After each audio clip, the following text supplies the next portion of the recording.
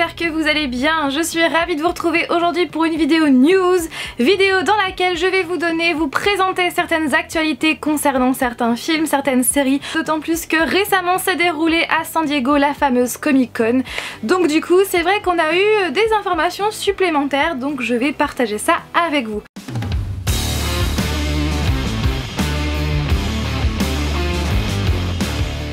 Je vais commencer cette catégorie série télé par l'information je crois la plus importante qui est tombée ces dernières semaines.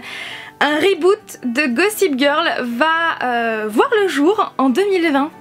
Oui, sur la plateforme HBO Max qui devrait sortir prochainement d'après ce que j'ai pu comprendre.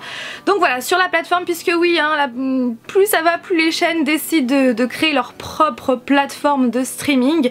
Donc HBO fait partie à la base du groupe Warner, et sachant que la Warner Bros a décidé de faire aussi, d'ouvrir sa propre plateforme qui va s'intituler Warner Media. Bref, je vais y revenir tout à l'heure. Donc oui, la série Gossip Girl va avoir un reboot. Alors c'est vrai que... D'abord je vais vous en dire un petit peu plus avant de vous donner mon avis. Cette série sera constituée de 10 épisodes et elle sera en fait une extension de la première série Gossip Girl que j'aime d'amour, vous le savez si vous me suivez sur la chaîne. Et donc du coup on va suivre une nouvelle génération d'ados vivant à New York. Voilà. Alors mon avis, je dois vous avouer qu'au départ je me suis dit c'est plutôt cool, et en y réfléchissant bien je me suis dit mais Gossip Girl sans Chuck Bass, sans Blair Waldorf, sans Serena Van Der Woodsen, sans Dan Humphrey ou encore Nate Archibald, je sais pas si en fait c'est vraiment Gossip Girl au final. Après j'ai vu que les showrunners en fait n'ont pas voulu en fait dire si les acteurs de la série originale allaient faire une apparition. En tout cas j'espère que si, parce que c'est vrai que je sais pas, je suis un petit peu mitigée, donc on verra bien, voilà, j'attends de voir. Tout à l'heure je vous avais dit que la Warner Bros avait décidé d'ouvrir sa propre plateforme de streaming, donc prénommée Warner Media, et donc sur cette plateforme ils ont décidé, donc ça y est c'est officiel, ils vont créer bien une série préquelle sur l'univers de Harry Potter. Donc ça c'est super cool avec de nouveaux personnages, et ça franchement j'ai trop hâte de voir ce que ça va se donner. Je pense que ça va être génial, et sachez que sur cette même plateforme qui va donc sortir devrait être diffusée la future série sur les Gremlins. Voilà, donc ça aussi c'est une bonne nouvelle. Depuis ma dernière vidéo news, ça y est c'est officiel, Lucifer, la série Lucifer que j'aime tant, a été renouvelée pour une 5e saison, et ce sera malheureusement la dernière, ce qui est trop dommage, trop dommage. Mais c'est vrai qu'ils ont expliqué que notamment Tom Ellis a expliqué qu'ils avaient décidé de ça pour pouvoir faire une fin digne de ce nom à cette série. Voilà, plutôt qu'elle dure encore 6, 7, 8 saisons, qu'un jour elle s'arrête comme c'était initialement prévu à la fin de la saison 3, et qu'au final qu'il n'y ait pas de fin correcte, voilà, pour les fans. Donc c'est plutôt respectueux pour nous les fans, donc ça je trouve ça bien qu'ils aient pensé à nous, mais c'est trop dommage parce que cette série est tellement géniale que de se dire qu'il reste plus qu'une saison, oh non, c'est trop triste, c'est trop triste. Parlons de la série de Veronica Mars, de la saison 4 précisément. Donc au moment où je vous parle, je ne l'ai pas encore commencé, mais au moment où cette vidéo sera postée, j'en suis sûre et certaine que je pense que je l'aurai déjà terminée, je pense, parce que j'ai tellement hâte. Donc cette série en fait a été, donc cette saison 4 a été diffusée, a été mise en ligne sur la plateforme Hulu une semaine avant la date initiale, et ça avait été annoncé lors de la conférence donc spéciale Veronica Mars lors de la Comic Con de San Diego, et voilà, donc c'est trop cool. C'était donc il y a 2 jours et j'ai tellement hâte vraiment de retrouver l'univers de Veronica Mars, et n'hésitez pas à me dire ce que vous pensez de cette saison 4, bien sûr sans spoiler. Parlons maintenant de la série Riverdale. Alors clairement j'étais complètement à la ramasse au niveau de cette série, puisque je m'étais arrêtée au niveau de la fin de saison 2, début saison 3, quelque chose comme ça. Et pourquoi ? Parce que j'avais tellement de séries à regarder que du coup j'ai dû en laisser de côté, donc notamment Riverdale. Depuis je me suis remise dedans et j'aime vraiment beaucoup cette série. Et donc la saison 4 va s'ouvrir sur un hommage à Luke Perry, qui jouait le papa, donc Fred, de Archie dans la série, et qui a joué dans plein de téléfilms, plein de séries, notamment dans la série Beverly Hills, et donc il est décédé il y a quelques mois, et du coup ils vont rendre hommage à Luke Perry, et il va y avoir aussi l'apparition de Shannon Doherty dans l'épisode 1, histoire de, voilà, pour faire un clin d'œil à Luke Perry, et ça je trouve que c'est trop bien en fait de faire cet hommage et ce clin d'œil, et cet acteur était juste génial, voilà. Je vais maintenant vous parler des bandes annonces qui sont sorties, donc je vous mettrai tous les liens en barre d'informations. Donc ces bandes annonces ont été diffusées pour la première fois lors de la Comic Con de San Diego, donc à commencer par la saison 1 de The Witcher qui va sortir fin 2019. Je crois que c'est la série que j'attends le plus, parce qu'en plus de ça c'est Henry Cavill qui joue le rôle de The Witcher. C'est trop bien. Donc cette série va sortir sur Netflix et j'ai trop hâte parce que voilà, Henry Cavill c'est Henry Cavill et la bande-annonce est juste incroyable, donc lien en barre d'informations. La bande-annonce de la saison 1 de Star Trek Picard, je sais pas comment ça se prononce mais en français Picard, voilà. Donc cette série va sortir en 2020 sur Amazon Prime. Ensuite Is Dark Materials saison 1, donc la bande-annonce est sortie, donc cette série devrait sortir à l'automne 2019 sur OCS et donc en français ça va donner À la croisée des mondes. Oui, et ça c'est plutôt cool, et j'ai vu sur internet que beaucoup pensent que c'est en fait le nouveau Game of Thrones, donc on verra bien. Ensuite la saison 1 Watchmen va sortir en octobre 2019, pareil bande annonce en barre d'informations. Cette série, je l'attends avec énormément d'impatience, c'est la série animée sur Harley Quinn. Et j'ai vu la bande-annonce, elle est géniale, donc encore une fois lien en barre d'informations, j'ai trop hâte. Et donc la voix de Harley Quinn sera jouée par Kylie Cuoco qui a joué donc notamment, enfin qui joue Penny dans The Big Bang Theory, qui a joué aussi dans Charmed, enfin bref. Ensuite les bandes-annonces suivantes sont sorties, donc celle de The Flash saison 6, Black Lightning saison 3, Arrow saison 8, Krypton saison 2, Supergirl saison 5 et Batwoman saison 1. Voilà, et celle que j'attends vraiment le plus c'est quand même Batwoman, elle m'a l'air juste incroyable cette série. Et autre série qui va bientôt sortir et la bande-annonce est sortie également, c'est Alfred Pennyworth saison 1 qui sera en fait dans le même univers que la série Gotham qui a été arrêtée il y a quelques temps. Et donc cette série sera centrée sur Alfred, le fameux majordome de Bruce Wayne, oui. Donc ancien soldat des forces spéciales britanniques, SAS, âgé d'une vingtaine d'années, forme une société de sécurité privée et est amené à travailler avec un jeune milliardaire, Thomas Wayne, qui n'est pas encore le père de Bruce, dans le Londres des années 1960. Voilà ce que j'ai pu trouver sur le site d'Allociné. Et voilà!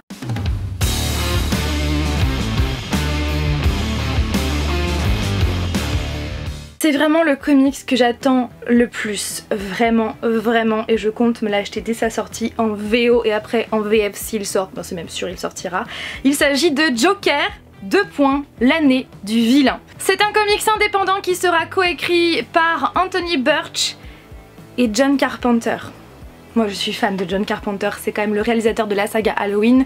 Il a réalisé plein de films et il est vraiment spécialisé dans le genre horreur et vous le savez j'adore la saga Halloween, donc voilà, et c'est vraiment un réalisateur que j'adore, donc je suis vraiment contente qu'il décide de coécrire avec Anthony Burch un comics. C'est pareil, Anthony Burch, j'aime beaucoup son travail, et donc ce comics sera centré bien évidemment sur le Joker, personnage que j'aime d'amour, vous le savez. Et donc ce comics va sortir aux USA le 9 octobre prochain, soit le même jour que la sortie du film Joker avec Joaquin Phoenix. Donc voilà, ce n'est pas un hasard bien évidemment, donc vivement. Et les dessins donc seront assurés par Philippe Tan et Mark Deering, et regardez-moi cette image, ces dessins, c'est... Voilà, donc j'ai trop hâte.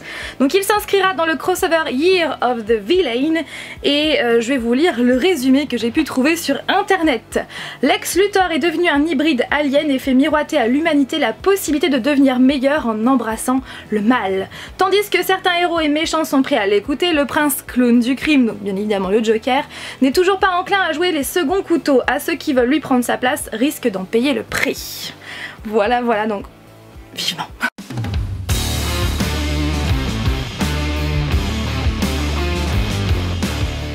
Tout d'abord, je vais vous parler des bandes annonces qui sont sorties tout récemment, notamment pendant la Comic Con de San Diego, à commencer par Terminator Dark Fate qui va sortir le 1er novembre 2019.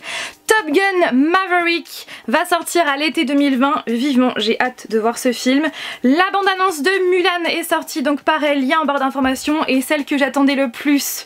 Ça y est, on a enfin eu droit à une nouvelle bande-annonce du chapitre 2 de ça, et mon dieu, qu'est-ce qu'elle est géniale cette...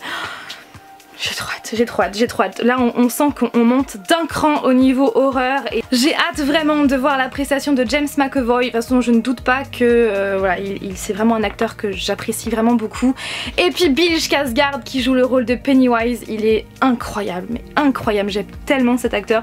Donc voilà, donc lien en barre d'informations. Je vais maintenant vous parler de la Petite Sirène. Donc Disney a prévu de faire un live action sur la Petite Sirène et donc la Petite Sirène sera incarnée par la protégée de Beyoncé, donc prénommée Old Bailey ou Ali Bailey, je sais pas du tout comment ça se prononce, et Harry Styles pourrait bien jouer le rôle du prince Eric, donc ils sont dans les négociations à l'heure actuelle. Alors mon avis, parce que oui effectivement j'ai vu la grosse polémique qu'il y a eu autour du choix de cette actrice, clairement moi je n'ai pas d'avis à l'heure actuelle étant donné que je n'ai pas encore vu sa prestation. Je jugerai en fait, je me ferai un avis une fois que j'aurai vu ce film tout simplement. Voilà, ensuite l'agent 007 sera incarné non pas par un homme, plus donc par Daniel Craig, mais par une femme prénommée Lashana Lynch. J'espère que je prononce bien. Donc ça c'est plutôt inattendu et encore une fois, eh bien j'attends de voir le film pour vraiment me faire un avis sur ça. Depuis ma vidéo news, ça y est, c'est enfin officiel, Robert Pattinson va bel et bien être le nouveau Batman et moi je suis trop contente. Donc encore une fois, je me ferai mon avis une fois que j'aurai vu sa prestation dans le film, mais en tout cas moi je suis contente de ce choix parce que j'adore Robert Pattinson et il n'a pas joué que dans Twilight. Lors de la Comic Con de San Diego, Kevin Feige, je sais pas du tout si ça se prononce comme ça, a annoncé la phase 4 du Marvel Cinematic Universe. On l'attendait toutes et tous avec grande impatience et ça y est, on a enfin la sortie des films et ça promet. Pour commencer, Black Widow va sortir le 1er mai 2020 aux USA en salle. Je précise bien en salle parce que tous les films ne vont pas sortir en salle. Ensuite, The Falcon and the Winter Soldier, donc le faucon et le soldat de l'hiver va sortir en automne 2020 sur Disney+, parce que oui, l'année prochaine, enfin en fin d'année aux USA et l'année prochaine pour nous en Europe, je sais plus parler, va sortir donc la plateforme Disney+. Donc Disney a bien évidemment prévu de se servir de sa plateforme, ce qui est logique, pour sortir des films sur ce MCU. Après, ce qui est un petit peu embêtant, c'est que si on veut vraiment suivre le MCU comme on a pu le faire pour la phase 3, pour la phase 2, pour la phase 1, ce qui est dommage, c'est que si on n'a pas Disney+, en fait on peut pas tout suivre. Et ça c'est un petit peu dommage, je suis pas vraiment pour ce principe. Et puis ce que je trouve dommage aussi, c'est que plus ça va, plus bien évidemment c'est normal, il y a de la concurrence au niveau plateforme, mais plus ça va aller, plus on va avoir des plateformes de streaming encore et au bout d'un moment on va plus savoir vers qui se tourner et voilà. Le film Eternals va sortir le 6 novembre 2020 et en fait il pourrait être question de Thanos lié aux Eternals, donc on verra bien. Ensuite Shang-Chi and the Legend of the Ten Rings va sortir le 12 février 2021, donc ça sera donc le premier super-héros asiatique qui va intégrer le MCU. Ensuite WandaVision, c'est vraiment l'un des films que j'attends le plus, va sortir au printemps 2021 sur Disney+. Et donc Elizabeth Olsen et Paul Bettany vont reprendre leur rôle respectif de Scarlet Witch et de la Vision. Moi j'adore vraiment ces deux personnages et donc cette série se déroulera dans les années 50. Autre film que j'ai trop hâte de voir parce que j'adore ce personnage, que ce soit dans les films que dans les comics, il s'agit donc d'un Doctor Strange 2. Il va s'intituler Doctor Strange in the Multiverse of Madness et il va sortir le 7 mai 2021. Loki va sortir au printemps 2021 sur Disney+. What If, qui va être donc un film d'animation où l'on retrouvera des personnages comme Captain America, va sortir au printemps 2021 sur Disney+, encore une fois. Thor, Love and Thunder, donc Amour et Foudre, va sortir le 5 novembre 2021 et Jane, Nathalie Portman, va faire son retour dans ce film là, mais pas en tant que Jane justement. Et pour terminer, Hawkeye va sortir en automne 2021 sur Disney+, encore une fois. Voilà pour cette phase numéro 4, j'attends vraiment de voir tous ces films là. Après, le problème c'est que bon, bien évidemment, ils ont raison de faire ça, mais c'est vrai que de mettre les films en salle et aussi sur leur plateforme, c'est vrai que c'est embêtant pour ceux qui n'ont pas envie de s'abonner à Disney+, donc c'est un peu dommage, mais bon, ils ont raison dans un sens, puisque bien évidemment, voilà.